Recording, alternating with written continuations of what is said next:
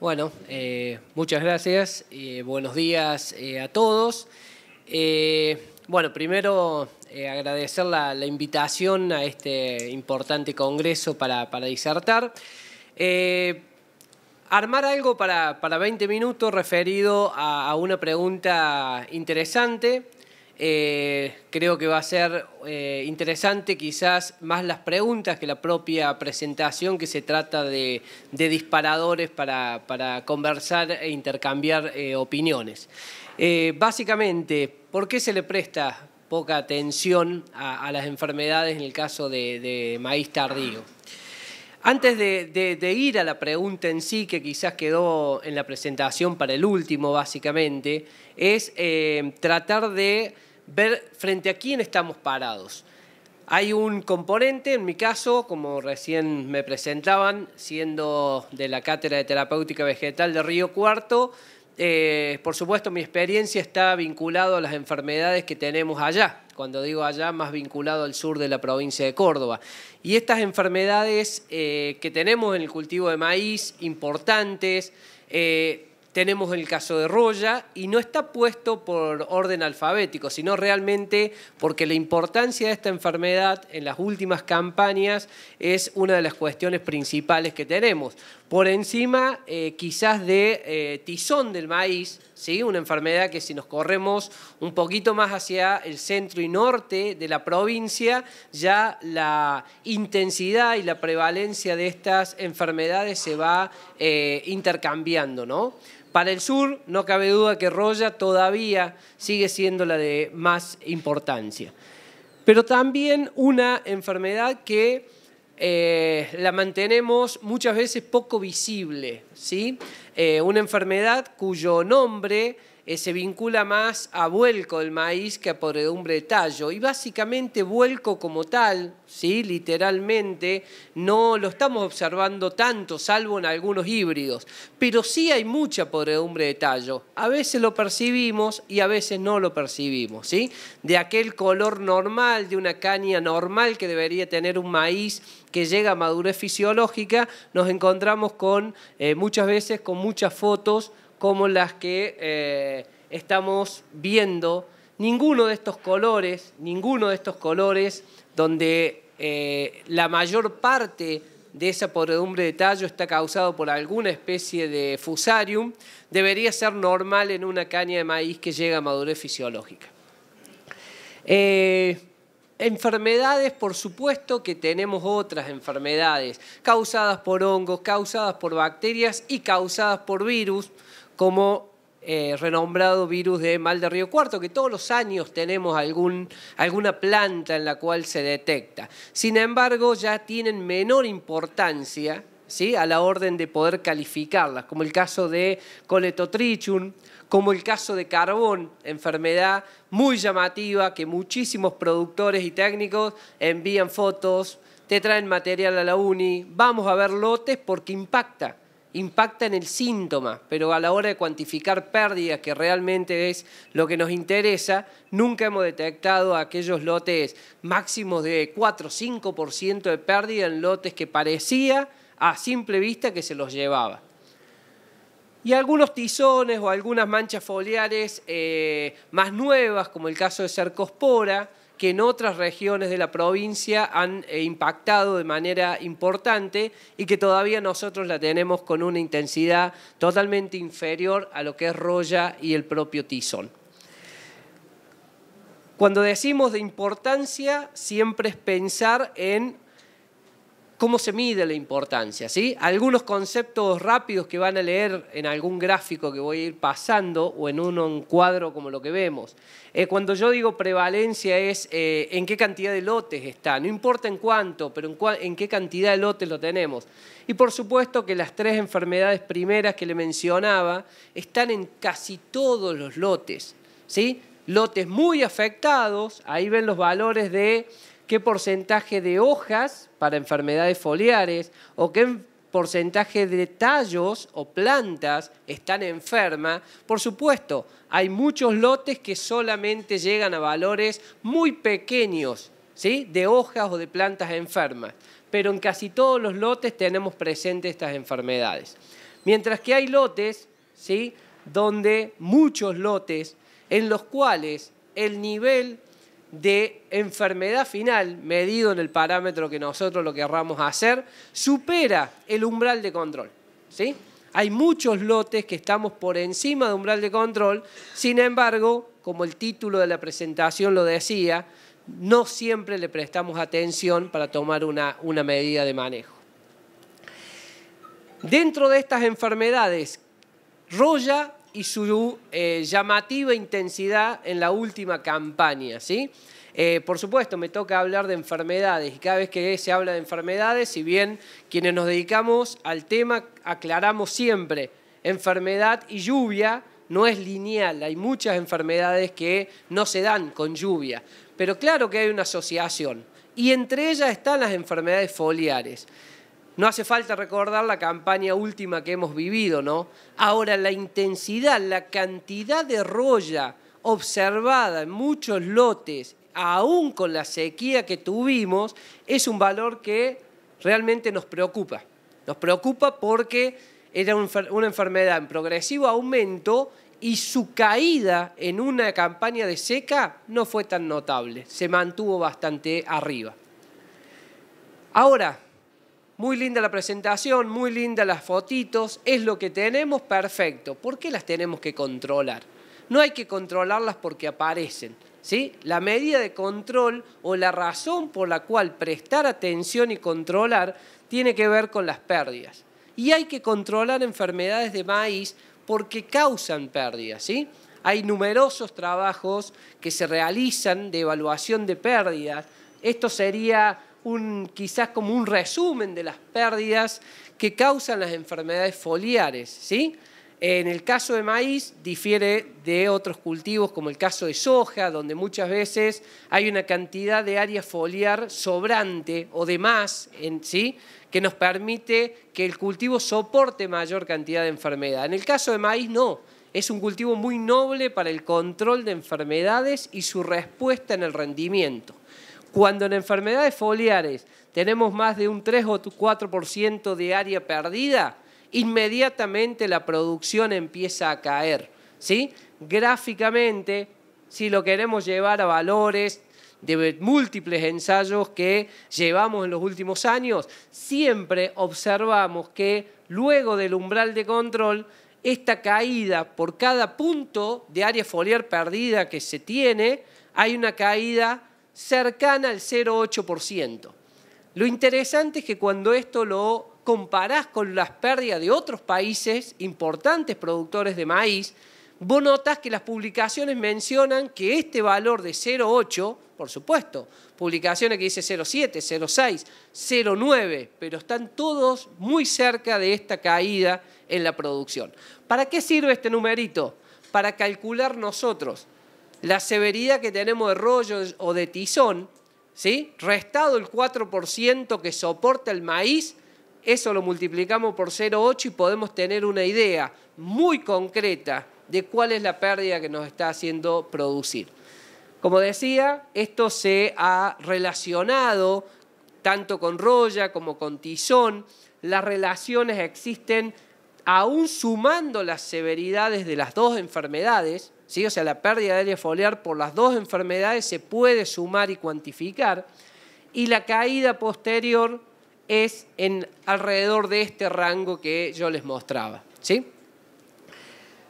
Pero no solamente las enfermedades foliares causan pérdidas. Esa podredumbre de tallo que les mencionaba que no siempre la tenemos en cuenta, también tiene un vínculo interesante con las pérdidas, ¿sí? Por cada punto de incidencia, por cada 1% de plantas enfermas, hemos medido caída de rendimiento alrededor de un 0,3, 0,4% de la producción.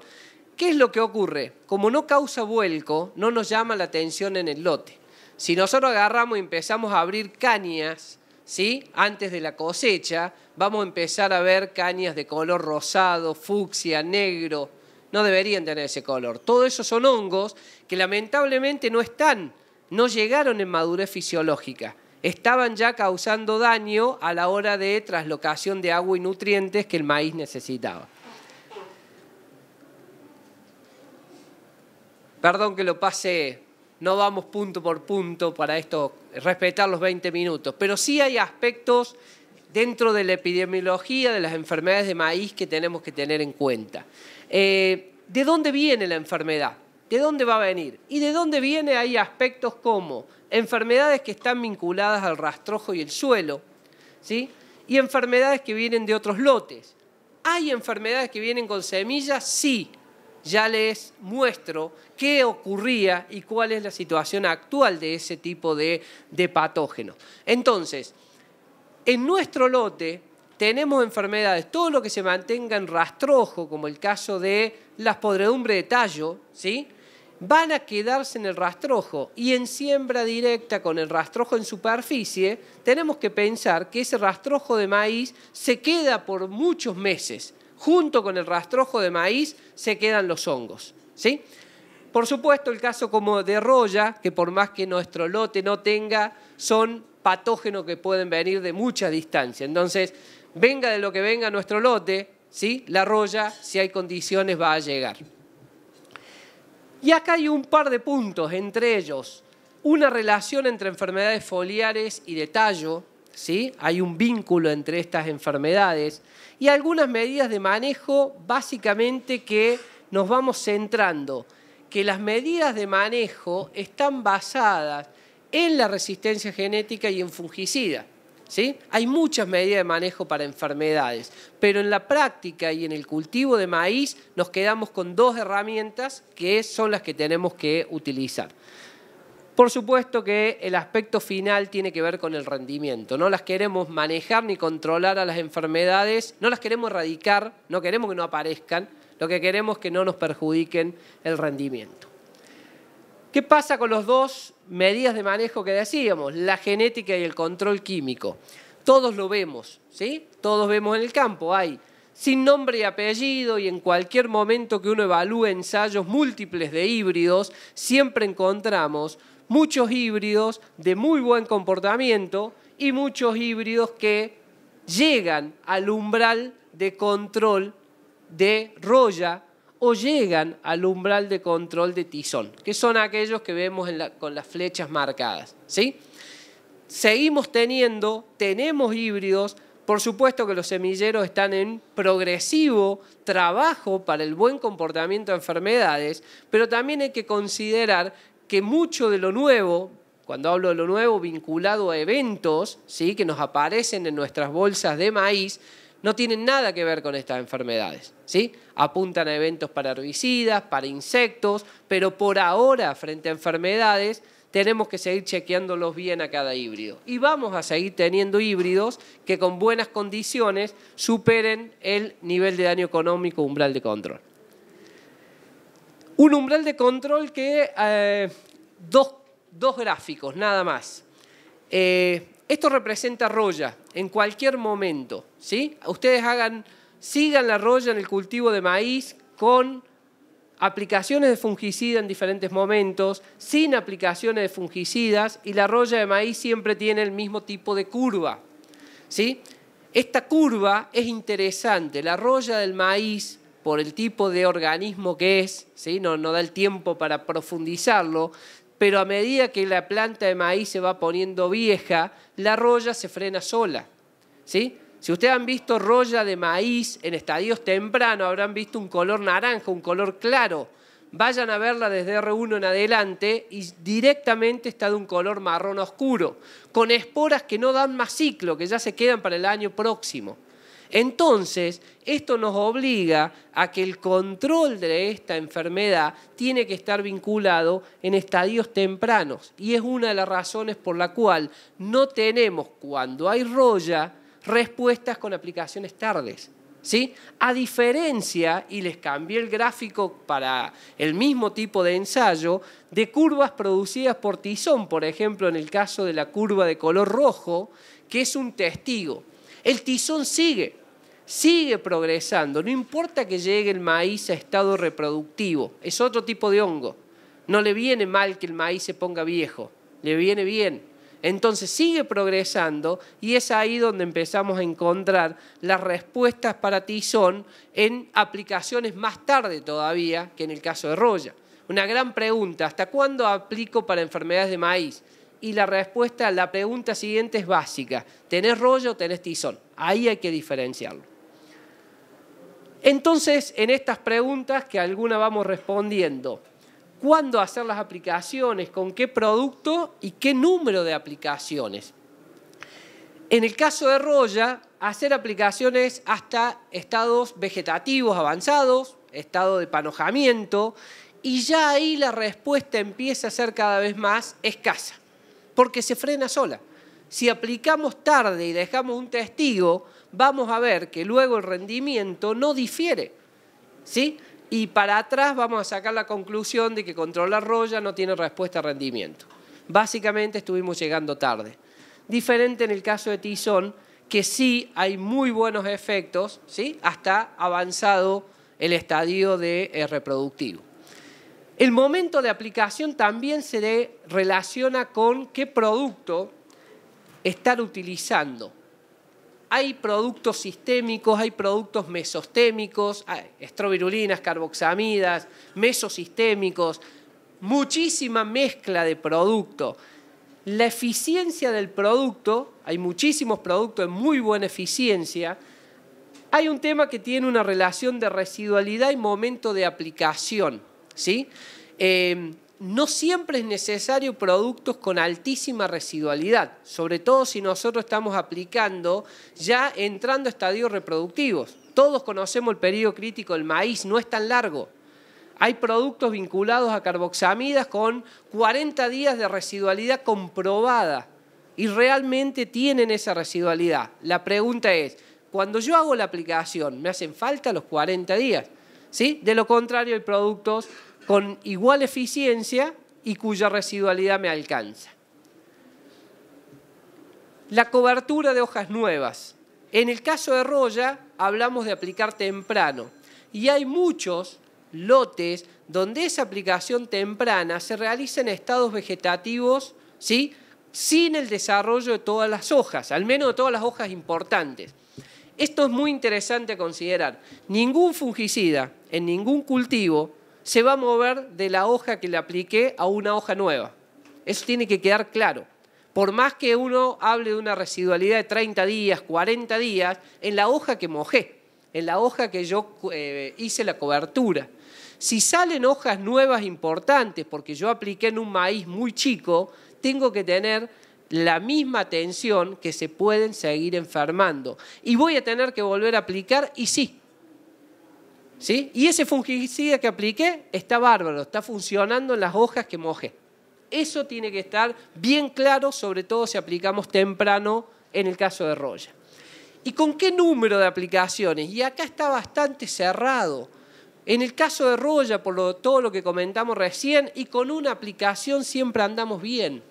En el caso de tizón, y también con una aplicación podemos andar muy bien, pero podría darse el caso en tizón, por continuar el avance y si el fungicida no tiene suficiente residualidad, de tener buena respuesta aún con 2 aplicaciones. La podredumbre de tallo que decía, ¿por qué lo tenemos en el lote? Y básicamente la entrada de estos patógenos, principalmente de Fusarium, se puede dar o está en el rastrojo y el suelo o está en la semilla. Rastrojo y suelo vamos a tener siempre, ¿sí? Por lo tanto, habrá que detectar el lote, si tiene antecedentes o no, de esta podredumbre. Es sano que nosotros vayamos en el lote y podamos en madurez fisiológica empezar a abrir cañas y detectar si tenemos o no. No por lo que ese año podamos hacer, sino por lo que dejamos en el rastrojo para años siguientes. ¿Por qué menciono el caso de semilla? Históricamente, como terápico de semilla en el caso de maíz, se utilizó un solo fungicida, ¿sí? Hace años solamente venía tratado con metalaxil. Productazo como terápico de semilla. Controla un amplio espectro de hongos, pero no todos. Dentro de eso hay muchas especies de Fusarium que se le escapan a metalaxil. Entonces, lo que fuimos haciendo con la semilla, de hecho, si se percibe en la foto, todo lo que tenga una rayita roja es una semilla de maíz tratada, la sacamos de bolsa, tratada, pero que tiene Fusarium. ¿sí? Que es lógico, tenía un solo fungicida. Esto, por supuesto que produjo una introducción de Fusarium en muchos lotes. La semilla trajo Fusarium. Ya hace muchos años, cuando digo mucho, al menos 5, donde la mayoría o todos los semilleros ya no usan solo metalaxil, ¿sí? Diferentes mezclas entre los cuales hay fungicidas de muy buena eficiencia para Fusarium. O sea, esta introducción actual no está ocurriendo, pero por supuesto que ya lo tenemos tanto en rastrojo como en suelo. Lo mismo para podredumbre de tallo, la genética está, ¿sí? Tenemos comportamientos diferenciales de híbridos, tenemos de mayor o menor cantidad de podredumbre de tallo. Medido, no solamente, acá hay esta diapositiva se las colgué ayer para mencionarle.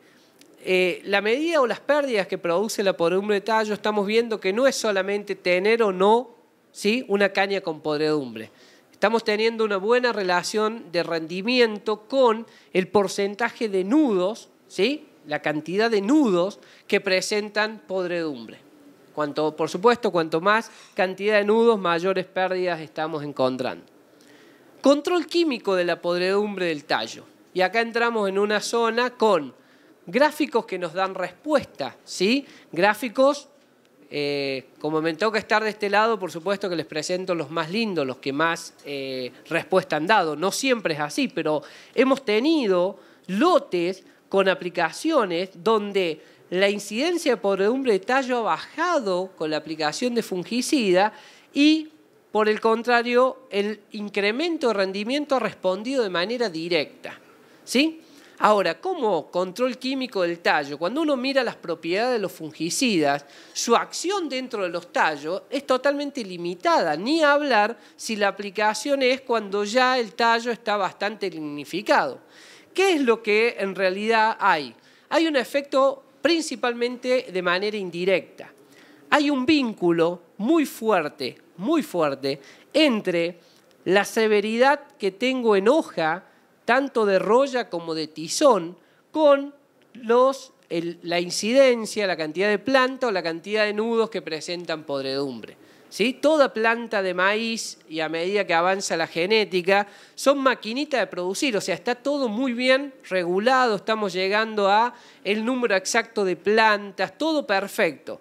¿Pero qué significa? Que si nos quedamos sin hoja, esa espiga tiene que llenarse de otro lado, ¿sí? Traslocando desde tallo, ¿sí?, nutrientes para llenar espiga, pero que debilitan el tallo. Entonces, el control químico, cuando uno ve que con fungicidas tenemos menos incidencia que de podredumbre del tallo, no hay que pensar en una acción directa, fungicida entrando al tallo y controlando Fusarium. Hay que pensar que estamos haciendo buen control de foliar y eso repercute indirectamente en una menor cantidad de podredumbre de tallo. ¿Qué ha pasado en las últimas campañas? Digo las últimas, no me limito a la 17-18, ¿no?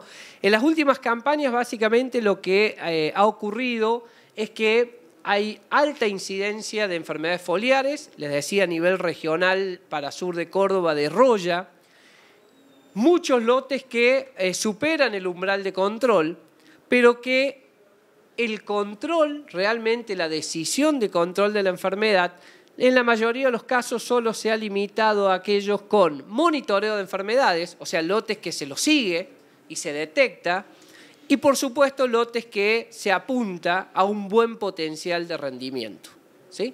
Esa es la situación que ha ocurrido, ¿sí?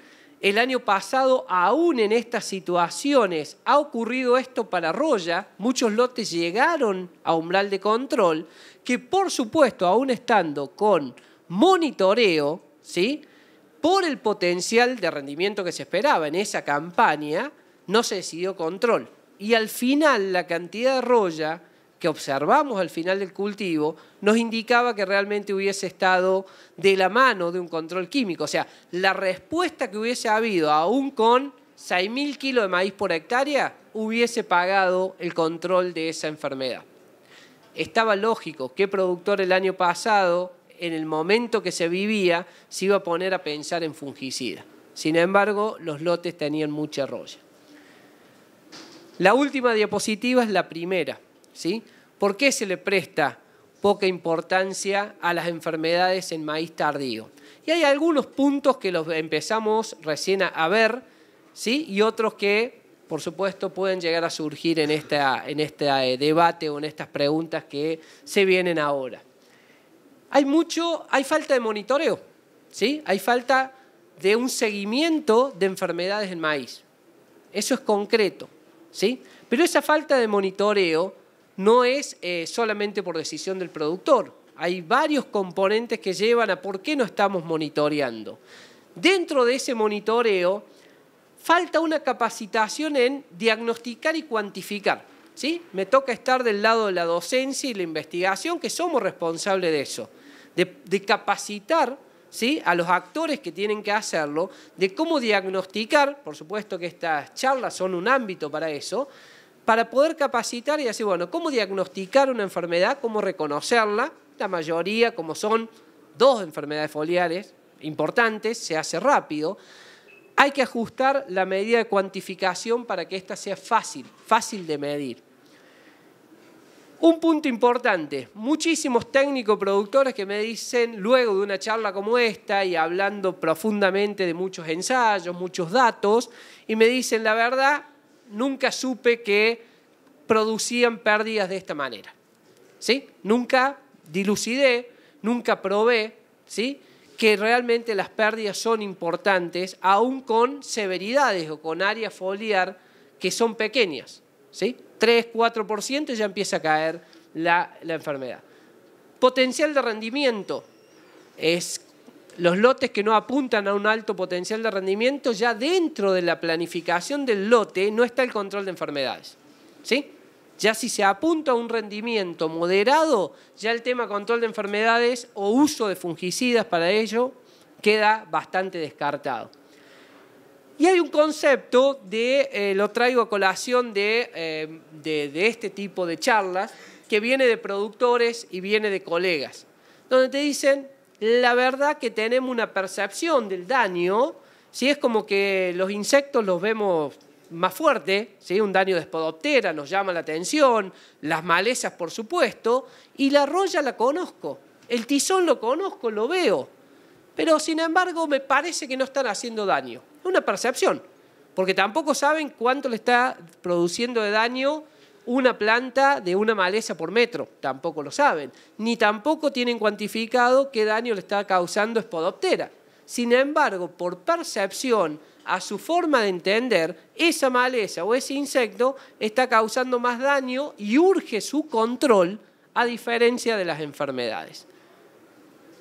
Por supuesto que quizás ustedes, y ahora tenemos tiempo para ello, me puedan comentar algún punto más del por qué se le presta poca atención a enfermedades en maíz tardío. Y esa atención no es solo de mirarla, estoy diciendo por qué se le presta poca atención de no llegar a tomar decisiones de su control.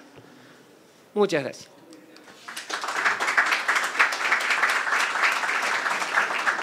Perfecto, abrimos el espacio para preguntas. Todos saben la metodología, va levantando la mano de uno y le alcanzamos el micrófono.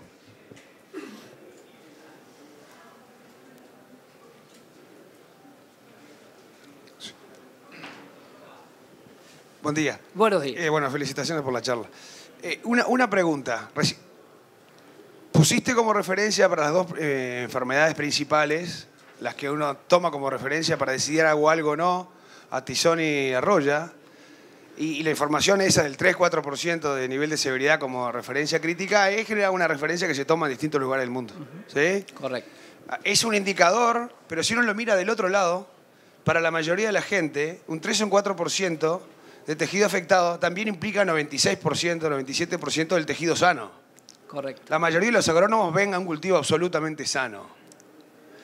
Pero hay una base matemática, que es la que nos preocupa a muchos, que es el indicador de referencia no varía, porque entre 0 y 1 y 2 está bien y 4 ya no está bien. Entonces, ¿no será mejor, y te voy a hacer una pregunta en relación a eso, en vez de pensar en severidad, pensar en incidencia o en prevalencia como el indicador, porque ese sí varía. Bien. Hay un gran esfuerzo, ¿sí? Un gran esfuerzo, se los puedo comentar por nuestra experiencia, de tratar de llevar los indicadores a valores sencillos. Vamos a ver qué es la incidencia, qué porcentaje de hojas está enferma, qué es la severidad, cuánto de la hoja está enferma. Cuánto de la hoja está enferma requiere del uso de métodos, escalas, algo diagramático que me permita decir esta hoja tiene el 10, esta tiene el 5, esta tiene el 1. Y eso es más tedioso, ¿sí? Lleva entrenamiento. Úsenla, funcionan bien, en la práctica no son tan tediosas. Pero de este lado de los investigadores tenemos un gran desafío que lo tratamos de hacer, que es llevar a valores de incidencia, mucho más fácil, ¿sí? ¿Qué porcentaje de hojas están enfermas? ¿30%? ¿40%? ¿Es el umbral de control? Listo. Entonces, directamente, quien conozca la enfermedad sabe evaluar incidencia, ¿sí? No hacen falta escalas, no hace falta nada. ¿Qué nos está ocurriendo con el caso de maíz? En el último encuentro de monitoreo lo charlábamos en una mesa redonda con otros fitopatólogos y colegas, que hay enfermedades que todavía, y ahí está roya y tizón de maíz, todavía en nuestra zona no pudimos encontrar el vínculo de incidencia y severidad, ¿sí? Cuenta pendiente. Tenemos híbridos con iguales incidencias, pero cuyo comportamiento hace que la severidad, o sea, la cantidad de la hoja que se va a enfermar, es poca, ¿sí? Por una cuestión de resistencia del híbrido. Entonces, tenemos un montón de valores de incidencia iguales, ¿sí? Cuyo efecto en el rendimiento cambia, porque uno tiene alta severidad y otro tiene baja, ¿sí? Entonces, la pregunta es muy buena y es lo que se está trabajando. Hay enfermedades que hemos encontrado poder trabajar con incidencia, es mucho más fácil. En el caso de maíz tenemos este problema, ¿sí? Tenemos este problema, que no hemos encontrado todavía un valor de incidencia para decir, miren, en vez del 4 de severidad, me encantaría un gráfico que diga, cuando tengan el 30 de incidencia, empiecen a aplicar porque la pérdida o el rendimiento se viene a pique en esta pendiente, ¿sí? En eso se está trabajando. Creo que si el tema de la variabilidad de los híbridos es una de las razones que está complicando llegar a esta ecuación, ¿sí? Sí, bueno, quería preguntarte básicamente por el coeficiente de daño, el 0,8. ¿Eso es medido en las hojas que aportan al rendimiento o en las hojas, en la media de la planta? Y si tenés algún resultado de aplicación de fungicida en ausencia de enfermedad, ya sea como en R1 o en BT, digamos, en ese momento no hay enfermedad, se aplica, ¿qué resultados se obtuvieron? Bien. Primer punto. Bueno, a ver, la última que hiciste. En falta de enfermedad. Hemos hecho experiencias vinculado sobre todo, no para carboxamidas, sí para estrovirulinas, cuando se introduce, ¿sí? Cuando se introduce las estrovirulinas, comienza a ver los famosos efectos, ¿sí? En el retraso de etileno, factor X, efecto verde, lo que quieran, Axel, en cada empresa o cada estrovirulina se lo llamaba diferente. Por lo tanto, ahí llegó el concepto de que quizás la aplicación por un efecto fisiológico, aún sin enfermedad, pudiera estar pagando el tratamiento, que era la intención. En nuestros ensayos en el sur de Córdoba, para el caso de maíz, salvo algún ensayo errático, el resto no pagó tratamiento, sin enfermedad, ¿sí? Salvo algún lote errático donde nos llamó la atención. Nunca llegamos a dilucidar por qué puntualmente ese lote, pero la gran mayoría te diría que no hay efecto sin enfermedad. Vinculado a la otra pregunta. Esto que yo les mostré muy rápido de un par de gráficos lleva, durante 3 años nos dedicamos a evaluar todas las hojas, ¿sí? Marcando la hoja de la espiga. Entonces luego las pérdidas las empezamos, bueno, matemática ahora, julio, agosto, cuando estás sentado, empezamos a laburar con incidencia, severidad de todas las hojas, hoja de la espiga más menos 1, más menos 2. ¿A qué llegamos a la conclusión? De que la severidad en la hoja de la espiga más menos 1, más menos 2 se vinculaba directamente con las pérdidas, al igual que todas las hojas, ¿eh? Ahora, por supuesto, a la hora de un monitoreo, evaluar 3 hojas por planta o evaluar 12, ni hablar que nos quedamos con evaluar las importantes. Pero eso lo chequeamos mucho, porque había mucha discusión, sobre todo hace quizás con la introducción, entre comillas, del control químico de estas enfermedades en maíz. Hace unos años hubo una gran entrada de fungicidas en maíz y ahí nos permitió trabajar mucho en esto y estaba la duda. Evaluamos todo, evaluamos 3 hojas, 5, no encontramos ninguna diferencia entre evaluar todo o algunas hojas. Por supuesto, evaluamos pocas, ¿no? Nos quedamos con eso. Mucho más fácil, más eficiente el uso del tiempo a la hora de la evaluación. Perfecto. ¿Nos queda tiempo para la última pregunta? Sí, buenos días. ¿Tiene algún efecto de aplicaciones sobre el polen? ¿Aplicar fungicidas sobre el polen, la polinización? Ni la más remota idea. Nunca a ver, por supuesto, siempre uno se dirige a su área, ¿no? Y mi área es manejo de enfermedades, así que a eso me he dirigido y es lo que hemos observado. No solo eso, sino que la pregunta es interesante porque ni siquiera he leído nunca ni escuchado a ningún fisiólogo, genetista, alguien hablar claramente del tema. Sí he escuchado la pregunta en alguna otra oportunidad, pero nunca he escuchado una respuesta clara en el tema. Nosotros nunca lo hemos medido. Perfecto. Ahí lo han medido. Bueno, aquí hay gente que tiene datos. Muy bien, gracias. Perfecto, damos por finalizado el taller. Un aplauso para Claudio.